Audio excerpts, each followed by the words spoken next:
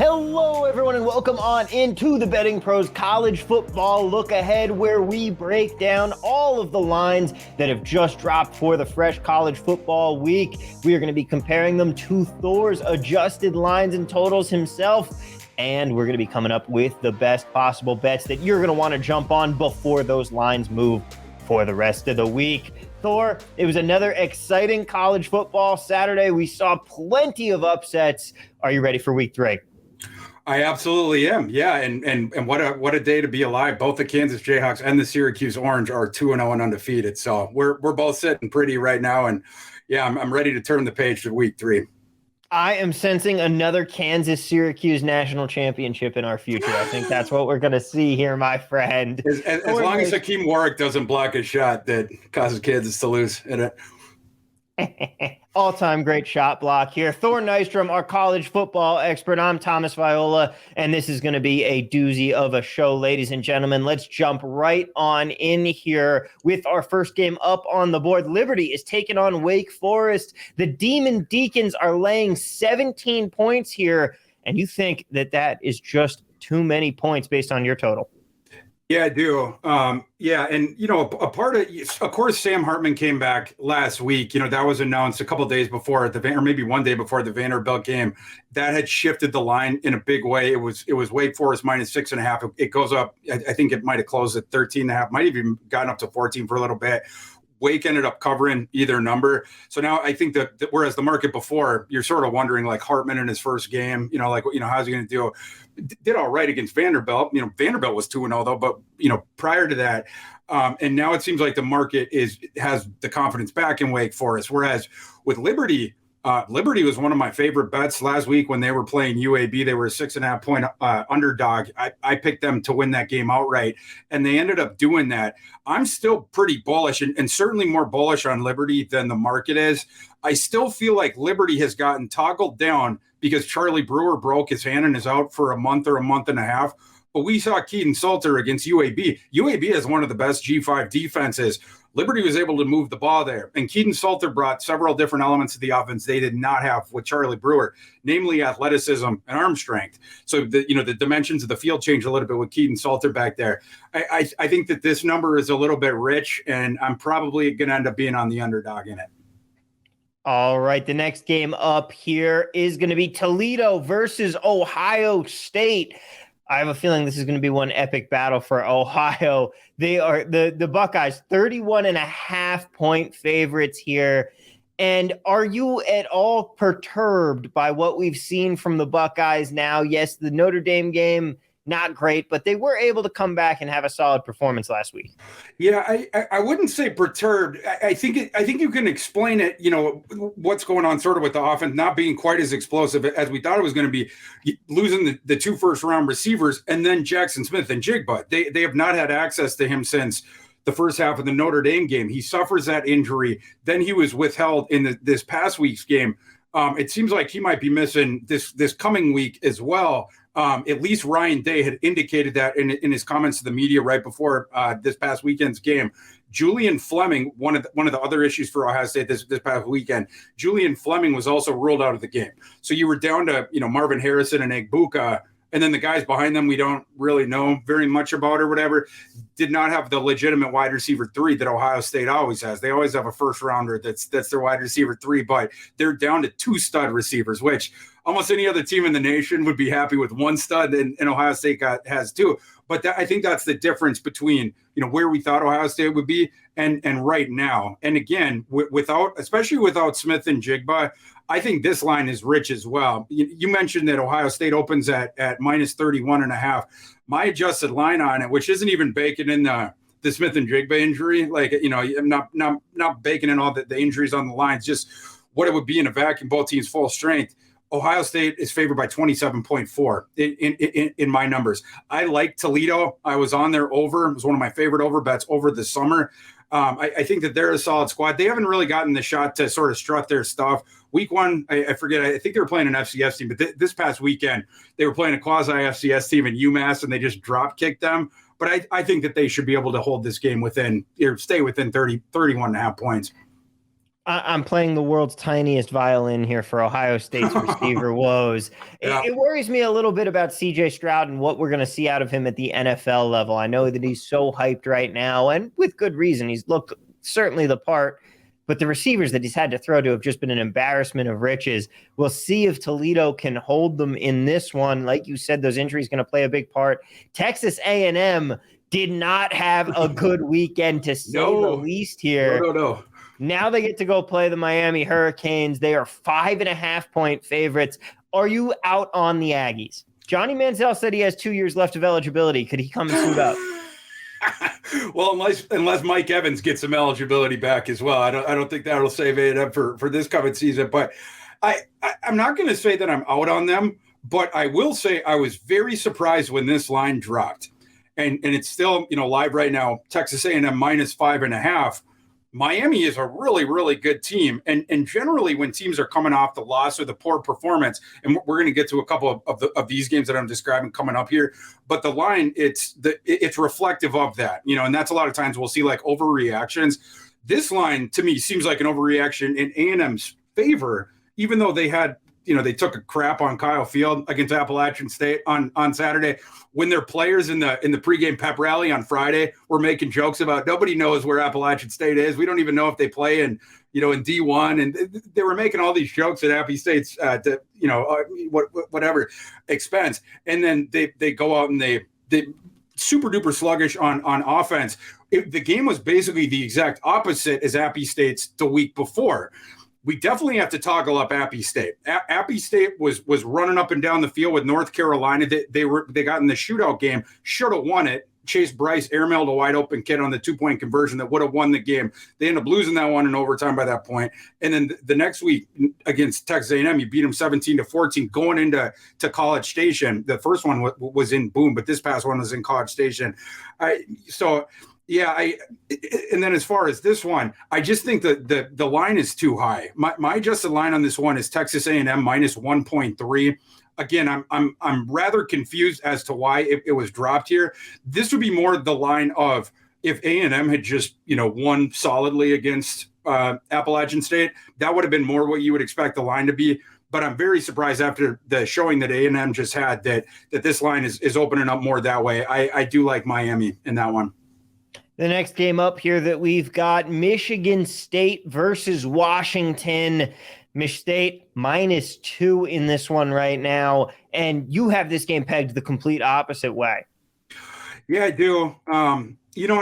So this is one where I'm going to have to think through this one and handicap it this week, because I'm probably more bullish on Washington than my numbers are. And my numbers, at this point, it's like 80% of them are still based on last year's data and stuff like that, and like 20%. And then as you go forward each week, you're adding percentages to the data from this year against last year. Washington was terrible last year, but it was an entirely different staff. Like that team, all they could do was defend the pass. They stunk defending the run. Their offense was an abomination. Now you bring in Caleb DeBoer, who is basically the inverse of Jimmy Lake. Like Jimmy Lake, the previous head coach, was a guy who, it's like a DB leaning type guy. And his team, that was the only thing that they were good at, because he coached up the secondary, and the strategy of the defense was to put the secondary in good spots. Whereas now you have a true offensive coach in Caleb DeBoer, a guy, wherever he has gone, the offense has ticked way up immediately. And he brought in his old friend, Michael Penix, who has looked pretty good so far.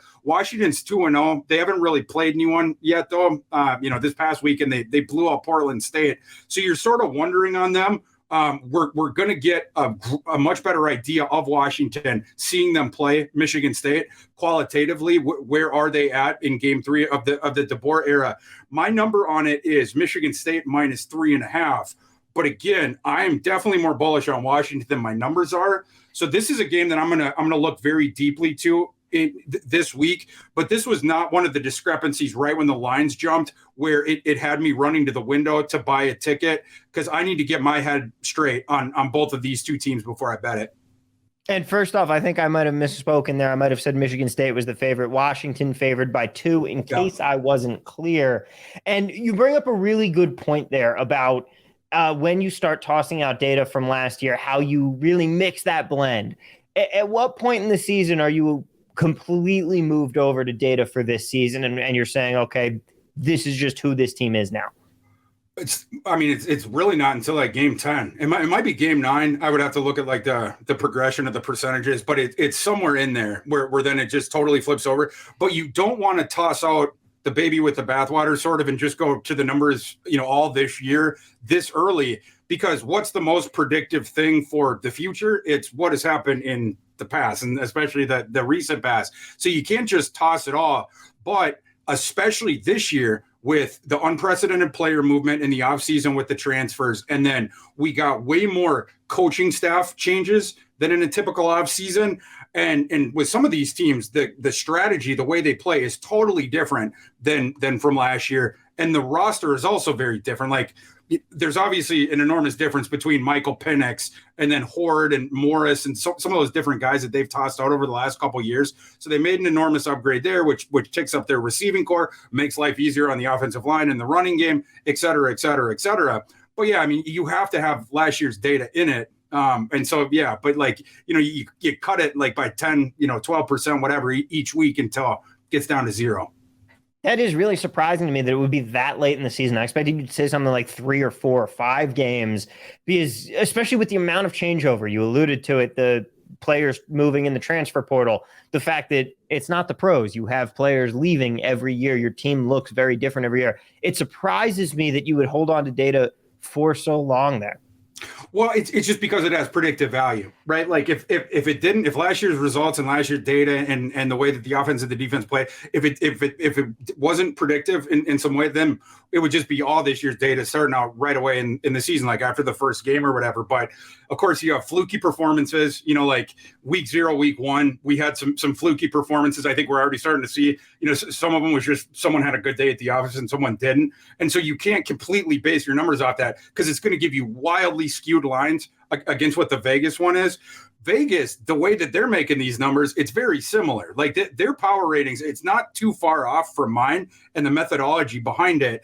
So, as long as your numbers are somewhere within the ballpark of the Vegas numbers, like overall, you're sort of on the right path. And then you just find the ones where they're painted outside the lines, where you can explain it to yourself as a perception versus reality thing. And then you can buy a ticket on one where you feel like you're getting an advantage there. Now, the next game up on the board that we have here, Kansas State. You got K-State laying 16 at home against Tulane. Where are you going in this game? Yeah, well, I definitely lean Tulane right now. My adjusted line in this game is Kansas State minus 10.2. Kansas State you're going to have to pay a little bit of a tax, especially early in the week. Like I would predict that this line is going to come down and be closer to like 13.5, 14 by game day. But like, especially early in the week, you have to pay this tax on Kansas State because they look really good this past weekend. And I didn't love Missouri, coming into the season, but there were some people that like Missouri, and Kansas State really controlled that game against Missouri this past weekend. Ended up winning it 40-12, but like, even like it was 20-3 at halftime was when I sort of, tuned that one out and flicked to my other games on my other screen. Cause Kansas State just ran away with it, controlled the entire game. I think because of the way that game progressed, there's a little bit of line inflation here. But what I would tell people is Tulane should be getting more respect than this. Last week they beat Elkhorn State 52-0. And the week before they beat up on UMass 42-10. So that, the 94-10, and they played 2 crappy opponents. But I think there's reasons to be optimistic or reasons to believe in Tulane. They brought back a ton of guys. Their quarterback, a lot of their offensive line, most of their skill players. They brought back a bunch of guys on defense as well. I don't have the returning experience metrics right in front of me, but they were, top 20, top 25, whatever. And then I know that it's a team that has coaching continuity. And I can tell you, the coaches where they did not have the continuity, it wasn't those coaches' choice. It was Tulane wanted them out. I can tell you right now that the offensive coordinator last year, Chip Long, they did not like Chip Long. The players didn't like him. Willie Fritz didn't like him. Willie Fritz, you don't even have to read much between the lines about when he was talking about Chip Long over the offseason, even towards the end of last season. to see that he was just talking mad crap on Chip Long. Like it would be stuff like they hire a new offensive coordinator and like, oh, Willie, what tell us about this guy, and he'd be like, well, I'm just excited to play in a game again where everyone in the stadium doesn't know what's coming. I'm exaggerating it a bit, but those were kind of the comments that were being made. I think Tulane's roster is certainly better overall than it was last year by a decent amount, a couple steps up. The coaching staff and the schematics are more on point this year for sure. And there's not sort of like the infighting and the resentment or whatever is going on there. But plus, as you'll recall, Michael Pratt he would get injured last year, in and out of the lineup a little bit. He's a very tough kid. He gutted through a couple injuries that he probably should not have gutted through. I think there was one with the shoulder. He took some shots in the head as well. And so that dragged the team's performance down a little bit, where they were a more talented team than they showed last year. Again, they got all the guys coming back. Pratt's been healthy to this point. I do like Tulane in this game. I mean, I'm about with you. I can't say that I'm watching too much K-State basketball so far. Basketball. Where am I at? Football this season. But the next game up here, Buffalo at Coastal Carolina. Buffalo did not have a fun weekend at all, and now they find themselves as 19.5-point dogs to Coastal Carolina in this one. And you're actually leaning a little bit with Buffalo here. I am. It's one of those where you're gonna, it's like a hold your nose bet. You got to take a little bit of a leap of faith with Buffalo. You were mentioning it. They lost at home to Holy Cross over the weekend. It wasn't as bad. Not great. It wasn't as bad. There was a couple of teams that got smoked at home by FCS teams. This past weekend was a super wonky week, relative to what we thought was going to happen. But obviously that was not good, right? But I will say, look at Coastal Carolina's game. They also played an FCS team. They ended up winning it, but it was just by 4 points. They were playing Gardner-Webb, right? They win 31-27. And if you look into the box score, the advanced stats, stuff like that, Gardner-Webb maybe deserved to win that game. It was one where Coastal ended up stealing it. Now, Coastal looked pretty good in the first game against Army. They beat Army by 10 points.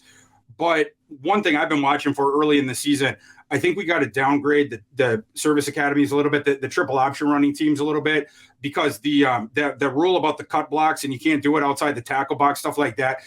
The teams that it hurts, it's the triple option teams. You don't see other teams cut blocking all the time, like outside the tackle box, whatever. So that's something that I think hurt the service academies a little bit. And that was Army's first game playing under the new rules when they played Coastal. So I think that context deserves to be mentioned. And like I said, Coastal ended up beating their FCS opponent, but it was just as embarrassing, like looking into the advanced stats. They played just as poorly. Coastal is a team, I was just talking about, with Tulane, a team that brought everybody back. Coastal did bring Grayson McCall back, so I don't think people quite realize how much they lost, but they lost so much around him. I think they only brought back like 3 offensive starters, and there was a few more on defense, but not by many. I think they only returned single-digit starters, and you had some studs there, right? Like Isaiah Likely, obviously we all know Isaiah Likely. That was a big loss for them. Their receiver, I don't think ended up getting drafted, but was a really solid player for them, Haile. And so anyway, a little bit lower on Coastal. Buffalo, I'm not saying that I'm high on Buffalo, but in terms of the Vegas number against mine, I just think it's still too inflated because people know who Coastal is. They know that they have McCall, and Coastal happened to win their first 2 games, even though they weren't terribly impressive in the last one. I'm going to take the value on that one just because I think my line on it is Coastal Carolina minus 13. So I'm showing like 6.5 points of line value on the Buffalo side. I'm going to hold my nose and jump on that one. But I will say for people out there, this one you could probably wait on a little bit because I don't think the market is going to see this one the way that I do, especially when people start looking into Buffalo losing at home to Holy Cross last week. So I would wait on this one because it could still drop the other way and you're not going to lose any value. Like, dropping beneath the 19 and then the 18 mark, it doesn't start to get relevant until you drop below 17.5 because those aren't key numbers, but you could wait for it on the other side. It's at 19.5 right now. All we got to do is get this thing toggled up I mean, 20 and a half, you're over one semi-key number. Once it gets up to 21, now you're on an enormous key number. So I think, Buffalo folks probably should wait and then just see what happens with the line. But I do lean Buffalo early in the week. The good news for Buffalo folks is also I don't think there's going to be that many people rushing to bet on them. They might be able to get a better number on with Coastal Carolina, hopefully taking some money. But what about the Hoosiers, my friend? They are playing Western Kentucky. They are 7-point home favorites here. Do you like the Hoosiers in this one? No, I don't. I like the other side. I like the dog in it. My line on it is dang near a pick 'em. Wow, that's just about a 7-point discrepancy. Exactly. Yeah. In fact, I actually have Western Kentucky favored by 1.2 points. The market has been higher on Indiana than me, certainly. Like, we were talking about this, was it 2 weeks ago on the show about the Illinois-Indiana spread when that came out, and it opened at Indiana -4. And Illinois had just annihilated Wyoming. And I was just really confused by that. Indiana did end up pulling that game out, but they got a huge assist from Brett Bielema. Indiana should not have won that game. And then last week, it's sort of like what I was talking about with Coastal. People are just going to look at first of all, Indiana's record, but then also looking back at last week's results, you're going to see that they beat an FCS team by 13 points, and you'll be like, okay, that's fine. They played Idaho, not a very good FCS team. Idaho, though, was leading for long portions of that game. They led 10-0 at halftime. So they really controlled the first half. And some of the struggles with the Indiana offense that I expected to see manifested more, you saw those in the first half. Now Indiana did have, come out and have a solid second half so that they could come back and end up winning by double digits themselves. But I do think that this line is inflated. And this is even coming from someone that is not an enormous believer in Western Kentucky. They are certainly not last year's Western Kentucky. They've definitely toggled down. I think they're also 2-0, but their wins have come over. I think it was an FCS team and then Hawaii, of course, in their opener. But I just think this line is pulling it too far the other way for Indiana when objectively these two teams are far closer qualitatively. You're going to give me a touchdown. I'm taking that all day with the underdog. Hey, I mean, that has got to be one of the biggest discrepancies that you have on this board here. I'm not high on Indiana either. They have done nothing to jump off the page for me, but that's not the highest game that you have on your board here because there is one more. Western Michigan hosting Pitt. Pitt, we know what a wild game they had this past weekend. Western Michigan, 10-point dogs in this spot, and you think they are getting too much credit here. You think the books are just too low on Pitt? I do, yeah. And I've been beating this drum for the last couple of weeks, and boy, has it been frustrating. I backed Pitt both their first two games. The first one, they win it by a touchdown, but I lost the bet by the hook because it was Pitt -7.5. They end up winning by 7. This past week, everything that I saw in my handicap, most people were on Tennessee. That line had opened, whatever it was, Tennessee -4 or 4.5, whatever. And then it had gotten yanked all the way up to, 6.5 or whatever it was because people, believed in Tennessee, did not believe in Pitt. The things I was seeing in my handicap, those bore out on the field. Pitt controlled a lot of that game, especially early on. But then Tennessee ends up forcing overtime and they win it by 7 in overtime. Tennessee does. So it was another, I'm now 0 for 2 with Pitt, betting on Pitt, having lost by a combined 1 point in both of those two games combined. So that's a bit frustrating, but I still believe that I'm seeing Pittsburgh clearer than the marketplace is. Pittsburgh played better against West Virginia, I think, than the market expected. They absolutely played better against Tennessee than the market expected. A lot of people thought that Tennessee was going to bull race them. So circumstances sort of cost us there. But in this one, I think maybe we can get our money back on Pitt because Western Michigan is not good. Western Michigan, the past couple of years, they evoke in your head like an explosive offensive team, and a team that's been pretty solid for a long time. You have Fleck, and then the Lester and stuff like that. The past couple of years, you had Sky Moore and then Ellaby. Their passing attack was just awesome, and they still have the running backs that came back, but they lost those two guys, Ellaby and Sky Moore. They also lost a bunch of guys around them that they were on the very, very low end of the returning experience chart. And again, losing your best players as well. So I'm absolutely lower on them. And I think Pitt they're getting downgraded a bit because of some of these near misses. And then they lost last week in overtime. They would have been 2-0 if they hadn't. I think we're getting a huge discount here because of all those things. And again, Western Michigan's a fade team for me anyway. My line on this game it's Pitt minus 19. So I'm showing almost double digits of line value on Pitt. And this is the one that I think we're going to get paid back for those two very near miss losses that we had on Pitt. Well, I wish you the best of luck in that one. As long as Pitt isn't beating Syracuse, I am perfectly okay with taking them in a game. One more here on discrepancies before we get into some of the big games. But Georgia Southern taking on UAB. Yeah. The spread is 11 in favor of UAB, but you are going the opposite way. Yeah, and this is, I was talking before about results the week before and then, some overreaction, stuff like that. So the line, like you said, it's minus 11, UAB minus 11. My spread on this game is UAB minus 15.1. Recall, I faded UAB last week. I took Liberty. I thought Liberty would upset UAB. They ended up upsetting UAB. But now I'm going to flip to the other side, and I'm going to be backing UAB because the perception of it's on the other side. It's Georgia Southern. Well, I mean, it's both sides because UAB just got upset. But specifically on the Georgia Southern side, because everyone and their mother saw Georgia Southern just upset Nebraska, and then it cost Scott Frost his job. The axe immediately fell on Scott Frost. And so, publicly right now, Georgia Southern is way more in people's consciousness. They're way more confident in backing them than they would have been before.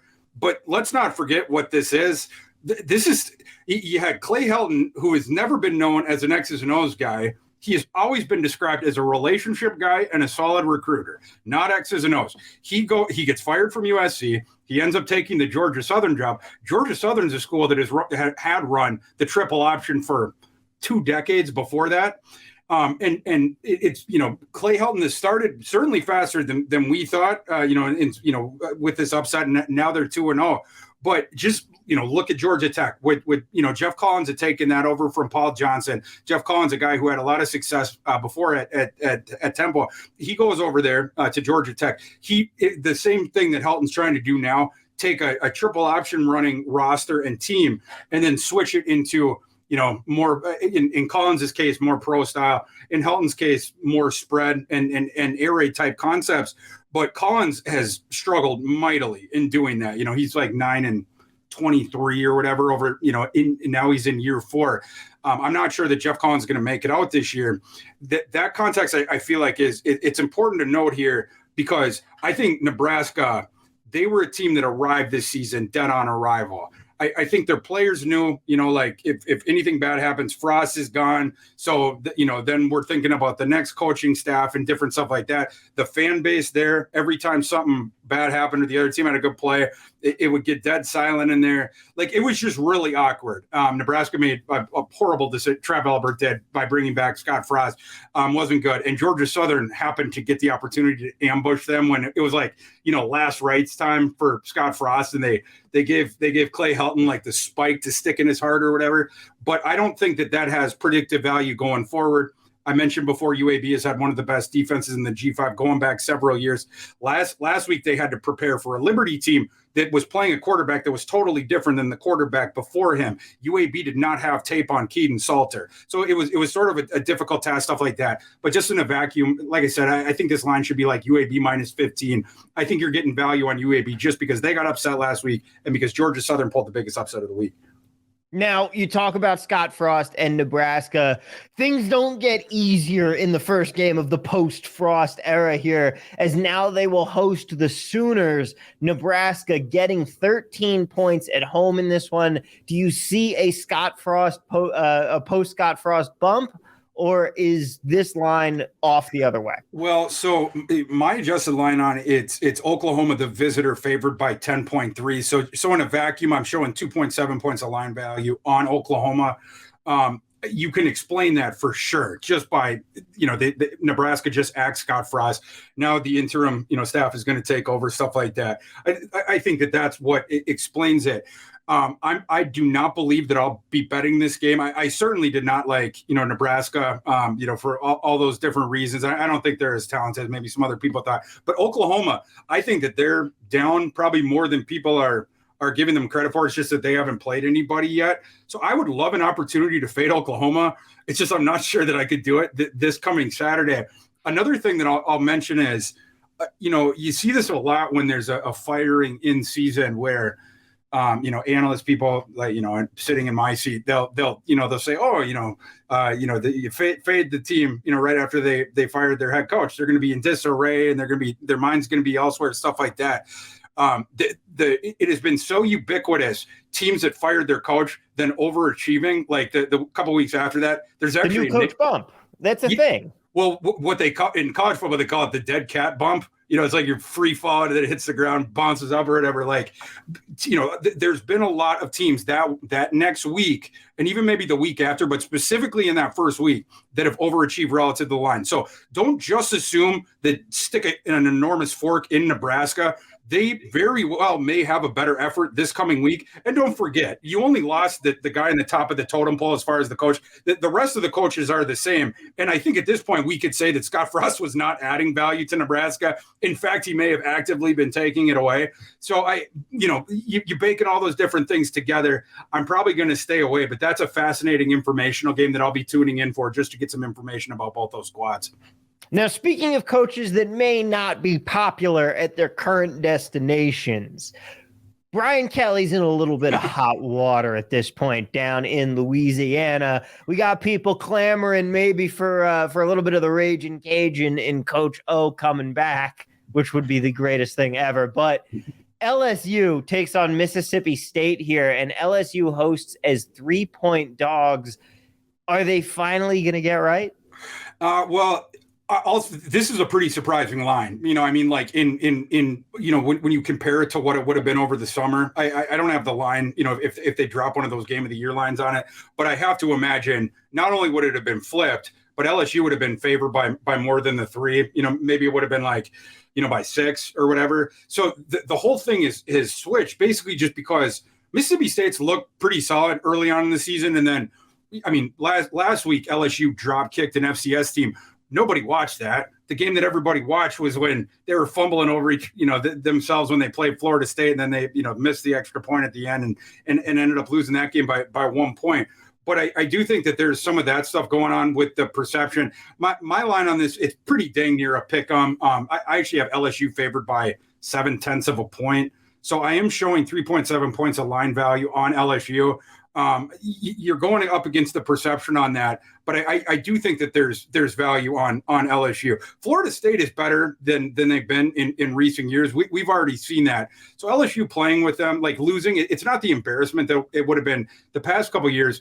And then Mississippi State, I do like that they beat Arizona on the road yesterday. Arizona's, they've been winning 1 or 2 games now for several years, but Arizona is a bit better than they've been. We'll end up seeing by how much. But the game before that, Mississippi State blew out Memphis.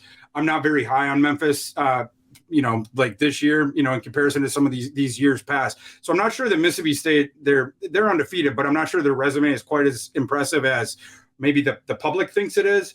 And I think that Florida State, the gag job that happened there at the end and stuff like that, I think that's sticking in people's minds vis-a-vis LSU. So I think if you want to bet on LSU in this game right now with where the line is, you're basically getting 3 or 4 points of line value for free just because it's the perception thing. But then again, you have to cheer for Brian Kelly for an afternoon, so you'll have to decide if that's in your best interest. Now, you talked about Florida State there. I am a hard pass on any Brian Kelly love, but Florida State, they're taking on Louisville here, a team that we've mentioned a couple times on the course of the 3 episodes of this show now. They are 1.5-point favorites. Do you think that is Louisville going to start rebuilding? Are they going to be able to come back here and build off last week, or is this a Florida State game for you? This is Florida State for me.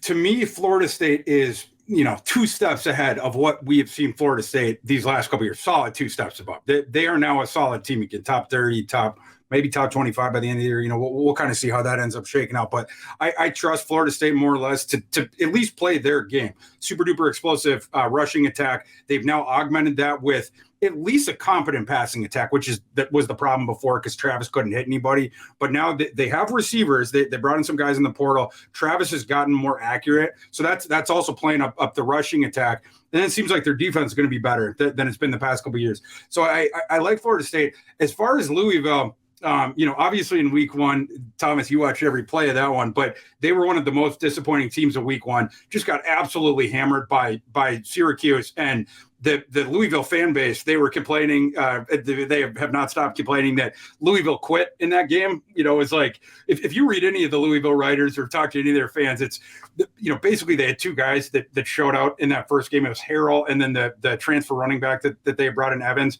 But like there was a noticeable lack of effort on the field with Louisville once the game started to get away from them. And so you were wondering last week when they had the Friday game at UCF, you were sort of wondering how they were going to play.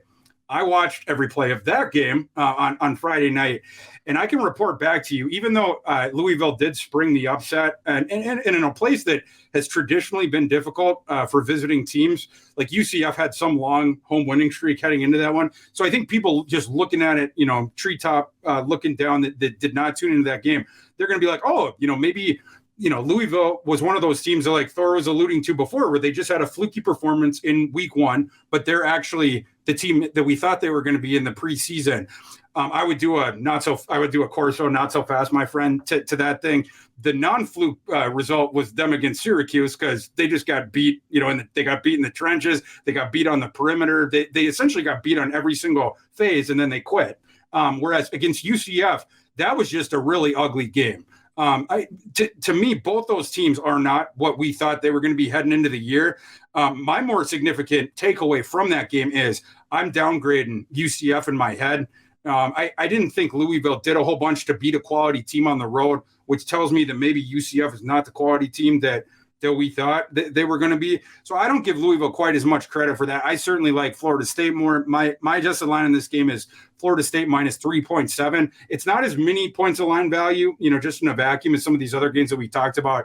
But one of these teams is a fade for me, Louisville, and one of these teams has a big buy sign on it in Florida State. I'm going to be on the Seminoles on Saturday. Now, speaking of potential buy signs here, my friend, let's go to the Syracuse-Purdue game. This is the one that I have been eyeing. This is, to me, the test. Because Purdue, they're not the class of the Big Ten, but I want to see how Syracuse reacts to a Big Ten opponent here. It's in the Carrier Dome. Syracuse is favored, getting a whole point in this one. What are your thoughts? Because the schedule gets good for Syracuse for a tiny bit after this. They do play Virginia. Then you got Wagner. And then you get into the meat of it with that NC State, Clemson, Notre Dame, Pitt, Florida State. Geez, it just goes to the end of the season at that point. But this is the game to me where we're going to find out if the orange is real. What are you thinking? I think so. Yeah, it's not just the opponent, the quality of the opponent, because that's one thing. Just seeing them against an opponent like this. But the other thing is the things that Purdue does well are things that, at least I won't say that they haven't been tested in it, but like they played Louisville. The passing offense for Purdue is what I'm alluding to, which is awesome. And now the Syracuse pass defense, is going to have to defend that. Week one, that seemed like more of it was part, of course, defensive improvement by Syracuse for sure. But Malik Cunningham looked awful in that game. He just looked really, really bad. So I'm not sure, how much of that was just a Malik Cunningham production through the air. And then how much was like, how far did Syracuse's pass defense jump up? And I would have loved to have gotten an answer to that last week heading into this game, where that's going to be the most important thing. The most important matchup in this game, it's that Purdue passing offense against the Syracuse pass defense. Because if Syracuse can at least slow them down to any degree, just not get it run over there, they got a solid shot in this one. But last week Syracuse plays UConn, and fortunately for us, Thomas, we did well with that game because we whatever. And Syracuse ended up covering against UConn. They were laying a big number. They ended up covering on the road. And you called that too. You said the number opened around 21 and a half. 20 and a half actually was crazy. And you said this is going to close 24. That is what it closed at. Cuse, didn't matter. covered matter. anyway. Yeah, they cash tickets for everybody. But, what we were talking about last week, as far as UConn goes, UConn has not really been their offense, at least. They thought that they were going to have Taquan Roberson the entire season. He was their crown jewel of their transfer portal class, the guy that Mora had gone after. He had been previously stuck behind Sean Clifford. So Mora decides we're going to bring him in here. A super duper athletic quarterback, has some playmaking, chop, stuff like that. But he got injured really early in their first game against Utah State when UConn was playing them. They've been playing this backup quarterback the last few weeks.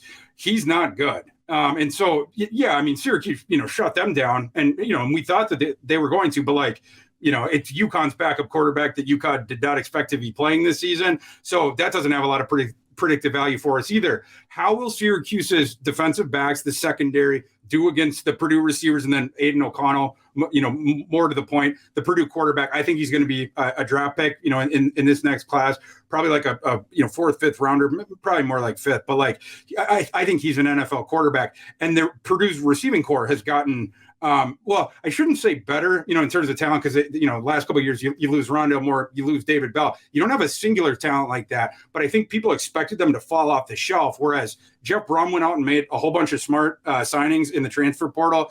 He found something with Charlie Jones from Iowa. He signed 2 different Iowa receivers, which was brilliant because, as everyone who has a television knows, Spencer Petras cannot throw the ball. He cannot hit a player on the hands. And so the receivers for Iowa have just been withering on the vine. Tracy has not had as quick of a start, but Charlie Jones has started off like a banshee. Charlie Jones is one of the best special teams players in the entire nation, returner previously, but we had not gotten to see as much of his work as a receiver, again, because of Spencer Petras. He has been awesome in these first few games. I'm fascinated to see this one. I know that, I like Syracuse's offense. We've talked about that, the sideline to sideline passing attack that Robert and I has added to that shotgun spread option offense that they were running, with Schrader and Tucker. You now have another dimension with that. But for me, this game is going to come down to, can Syracuse slow that Purdue passing attack at all? If they do, they're going to win this game and start out 3-0. Oh, I so hope it happens. But right now, let's talk about some top 5 teams here, particularly the one that Syracuse is going to be beating in the first round of the college football playoff, the Alabama Crimson Tide. They had a 20-point favorites against Texas, who is still not back. But Texas didn't look like they weren't on their way back. It's going to hurt without Quinn Ewers, but we're talking about Bama here. They were able to pull that game out, and now they sit as mere 48-point favorites at home to UL Monroe. Can you lay a gigantic spread with this team again? They're reliable to beat up on bad teams. I think that we just caught Texas. This was their get-up game. This was their let's go out and let's show them that we're back and legit. And quite frankly, Ewers doesn't get hurt, I don't think Alabama is undefeated right now. Oh, for sure. Yeah, 1,000%. Yeah, and that's the context of that makes the game for Alabama even more embarrassing because Quinn Ewers gets knocked out right away. Anyone heading in, if you'd said that Hudson Card is going to play the vast majority of that game, everyone and their mother would have taken Alabama minus. They would have laid the points in the second. But in Hudson Card, Hudson Card offers more mobility for sure than Quinn Ewers. He's more mobile, can evade rushers a little bit more like that. But he doesn't have near the arm. That's the problem. He's more like on the. I'm not calling him Colt McCoy, but he's more on that spectrum of the scrambler guy and whatever. Whereas Quinn Ewers he's like Matthew Stafford, or at least that is what he has been comped to by all the different recruiting analysts, stuff like that. So you lose the arm talent, you lose the arm strength, and yet Texas was still able to stay within 1 point of Alabama. Now you turn the page to this week. My numbers have Alabama. It actually is showing value on Alabama, which never happens. Like my numbers, Vegas is always way higher on them. You're usually paying a tax. Exactly. But this week you're not, and I think in part because of the way that Alabama looked last week. My line on this game is Alabama minus 53.3. So, a part of you're thinking, well, oh, wow, this is a very, very rare opportunity where I can bet Alabama where the line is lower maybe than it objectively should be. And then also you get not revenge against UL Monroe, but a take out your frustration game, after they were, especially their offensive skill guys, like Jahmyr Gibbs got shut down, at least as a runner against Texas. The only way they could get him the ball was throwing it to him, outside the tackles, the short stuff. And then Alabama's receivers, I don't know what's going on. I don't know what's going on with Alabama's receivers this year. They have taken a significant step backwards, and we'll have to see how that manifests. But I'm not sure that I could take it here. Even like I said, even with the idea that maybe they take out some steam and maybe there's a little bit of value. I didn't love what I saw out of Alabama last week, and I think no one did. Yeah, I think some games it would just be like the regular game plan. I think for Alabama this coming week, it's more of a how do you say macro against micro, where Nick Saban is going to look at some more systemic issues that came into play against Texas, as opposed to thinking about UL Monroe a whole bunch and trying to figure out how to game plan for UL Monroe. You have to figure out what receivers are going to be on the field is one of them. They haven't played Ja'Cory Brooks all season. Then he ends up coming in the fourth quarter. He catches 2 consecutive passes. He was all of a sudden Alabama's leading receiver in terms of yardage just after 2 plays. And this was a kid we thought was going to be one of their top 2 receivers coming into the year. They've just made a bunch of weird decisions like that and stuff like that. So I think Alabama needs to figure that stuff out. And meanwhile, this is on the complete opposite side of the polarity, of course. UL Monroe is one of the worst teams in the nation, but I think UL Monroe is a little bit better than, sort of where you think UL Monroe is. I'm not talking by a ton. I don't think they're a ball team, nothing like that. They're certainly going to get run over in this game, but they were frisky when they played. Funny enough, in the opener, they played Texas. They ended up losing to Texas by 42 points. But they did a couple things in that game that were interesting. Texas talked in the post game about UL Monroe did a few different things we weren't expecting. They discombobulated us on a few different things. So and the other thing was they brought UL Monroe over the summer or over the offseason. They had brought back in the offensive coordinator that they had a couple years ago. The last time UL Monroe was competent, like when they were sort of contending for, quasi bowl eligibility, getting up to 5 wins, whatever. They had this guy named Matt Lubick was running their offense. The past couple of years, you go to Rich Rodriguez and different stuff like that. And the offense just cratered. I like the coordinator they have there. I also like the defensive coordinator. He was doing some stuff that was confusing Texas a little bit. Texas did drop the big number on him, but like I said, Texas showed some respect after that game. UL Monroe last week, they played an FCS team. They ball raced them. So I do like UL Monroe a little bit more. Short story long. I think I'm probably going to stay away, even though there are a couple things pointing to potentially Alabama as a bet. Only you could have a 5-minute explanation for a game that you end with, I'm not going to bet it, though. Yeah. The next one up here, though, the team that took down Alabama, at least on the rankings, Bama, of course, with that close win over Texas, drops to the 2 spot. Georgia rises to take their place. I mean, when's the last time we've seen Georgia do anything good? I'm struggling to remember, but here they're going to be on the road taking on the Gamecocks of South Carolina as 24.5-point favorites. You think this line is slightly off and the Gamecocks need a tiny bit more respect? Yeah, it's you got to pay the tax, right? In this case, the Georgia tax, especially, of course the title, but the proof of concept in the opener blowing out Oregon, I think that's why you're going to have to pay a little bit of a tax. That the line opens 24.5, Georgia minus 24.5. My line on it is Georgia minus 22. So I think that's what that 2.5 points is attributable to. South Carolina last week, I was hoping for a better showing against Arkansas. Not because I think they're better than Arkansas, but because Arkansas had 2 major injuries to starters in their secondary that ended up missing that game. And it seemed like because of those injuries, and South Carolina having a deep receiving core, and then of course Spencer Rattler as well, that they should be able to do a little bit better in that game. The offense, it didn't really come alive until the end. They only had 9 points at halftime and 16 points after the third quarter, and they scored a couple touchdowns in the fourth. And their defense didn't play very well either. We'll have to see if they can improve on the defense, and then we're still the book is not in on Spencer Rattler. We'll put it that way. And so this is going to be an interesting one to see him up against Georgia. I don't think I can take I don't think I can take the points, and I also don't think I'll be paying that tax of Georgia, just being on the road against a competent opponent. Probably a stay away for me, but it's going to be an interesting game. So one of my best friends is a sports reporter in Tulsa, and he, of course, covers all Oklahoma college football, all of that. Last year, he tells me, Tom, You have to bet on Spencer Rattler to win the Heisman. He's so good. Trust me, you want to bet on Rattler. You want to bet on Rattler, and I never let him forget it. What was that show, QB1, QBU, that came out? And Rattler was one of the quarterbacks featured. The man has the leadership qualities of a snail. Like, he was just berating receivers. He was a terrible teammate. I want no part of anything that has to do with Spencer Rattler. I'll be on Georgia and their freakishly tall 7'2", 260-pound tight end this weekend. But we've got one more game to get to here, and it is the big one for you, your favorite game of the week. We've got Thor's Hammer of the Week, and it features a team that is having a pretty decent start to the season in Cal Berkeley. And I say that because certainly compared to their opponents in this one, anything's better. Notre Dame, the Fighting Irish, have not shown much fight at all in this new era. 0-2 to start the season, of course, now coming off of that loss to Marshall. And they are 12.5 points here hosting Berkeley and the Bears. Are we respecting Notre Dame the proper amount, or is the book over-adjusting based on that upset?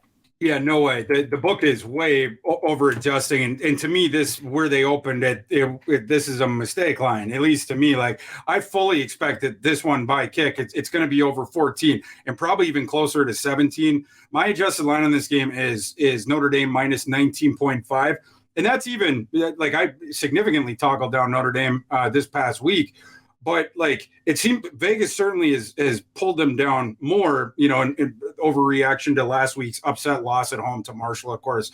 And then with Cal, it seems like they're overreacting on Cal, going the other way. So it's like, this is what it should be, but, like, they're lower on Notre Dame, and they're, it ends up giving us this window of value. With Cal, it's because, they start 2-0, whereas Notre Dame is 0-2.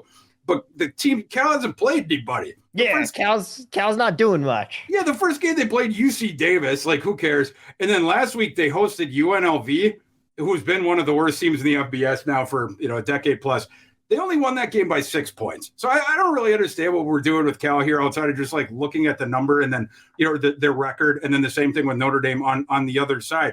Do I love what Notre Dame did last week? No, they did not look good. You were wondering about Marcus Freeman a little bit. You were wondering about Buckner a little bit. And then you're also wondering, like, seems like they have to give too much of their offensive usage. Like, there's too much on the plate of Tyler Buckner, like, stuff like that. So it's like, I understand that there's legitimate reasons to doubt Notre Dame as an elite team, but recall, the first game when they were playing against a team that everyone had in the national championship in Ohio State, Notre Dame played with them the entire game. I think they ended up losing by 11, but they comfortably covered. They were covering that game the entire time against the number, whatever. They were plus 500 dogs in that, and they nearly did win that game. Sure did. It's not like this team is terrible. It's just that they went out the next week after having a comparatively really good game against Ohio State, and then the next week was a massive letdown. I'm completely with you here. 1,000%. Yeah. And just like we got the letdown game, which is sort of famous when a team goes up and they have a near miss loss, which would have been absolutely enormous. Like, they would have put Marcus Freeman up on the statue at touchdown Jesus. Like, if he won that game, he would have been, the mayor of South Bend the next day. But instead you have the near miss loss, and then admittedly, this is no secret that they were happy to admit this to the media afterwards. They just overlooked Marshall. Marshall came in with their best performance, like the We Are Marshall, the whole deal or whatever. They were fired up for that game, and they have a very underrated coach in Huff, stuff like that. And Notre Dame just overlooked him. And part of Marshall, and then Marshall's best player right before the season, he'd walked away from the team. We'll see if he ends up coming back. But Rasheen Ali, the kid who had all their offensive usage last year, but now they have this transfer from Florida State who's getting a bunch of touches, et cetera. But I think that's a one-off, whereas you had the deflation game the next game. You come out flat. You end up getting caught flat-footed against a team that was super-duper fired up and probably a little bit more talented than people think, even with the loss of Ali. So that may have been more predictable maybe we should have seen that coming, I guess what I'm saying. But this week, it should be the opposite principle. Notre Dame is not going to be overlooking anybody now. They're not going to be overlooking Cal. I promise you that. And plus, Cal has the 2-0 record, but especially with Notre Dame being 0-2, you are now backed into a corner. You must have, everyone needs to bring their A game. I think they're going to get coached up pretty tough this week by Marcus Freeman. I think Marcus Freeman is going to be looking in the mirror as well. I expect them to have a whole lot of things addressed, and also not just the effort thing and where their headspace is, but also in terms of the schematics, trying to get the running backs more involved, taking some of that usage out of Buckner's hands. Maybe we get more of the play action game in, stuff like that. Get Buckner on the perimeter more with the bootlegs, different stuff like that. I think game plan wise, there's a whole bunch of different things that you could do different. Just qualitatively in a vacuum, this line should be something like Notre Dame -20, despite the way that they've started this year in terms of the records. I really like Notre Dame in this game. I can't believe that this line opened beneath 2 touchdowns. I expect Notre Dame to drop the hammer on Cal on Saturday. Well, Thor, I am going to run to the sportsbook counter to bet this before that line moves. But in the meantime, if people want to check out all of your fantastic work in college football and beyond, they can head over to bettingpros.com. They can hit you up in the Betting Pros Discord. All you have to do to join bettingpros.com/chat, it'll get you right into the Discord. That is free. You have to obviously, there are some premium benefits here that you're going to want to check out once again on bettingpros.com. And of course, they can follow you on Twitter at ThorKU. That is going to do it for us here this week. Best of luck to everyone. May the bets go your way. May the lines move where you need them to. And let's cash some tickets this weekend. Rock Chalk.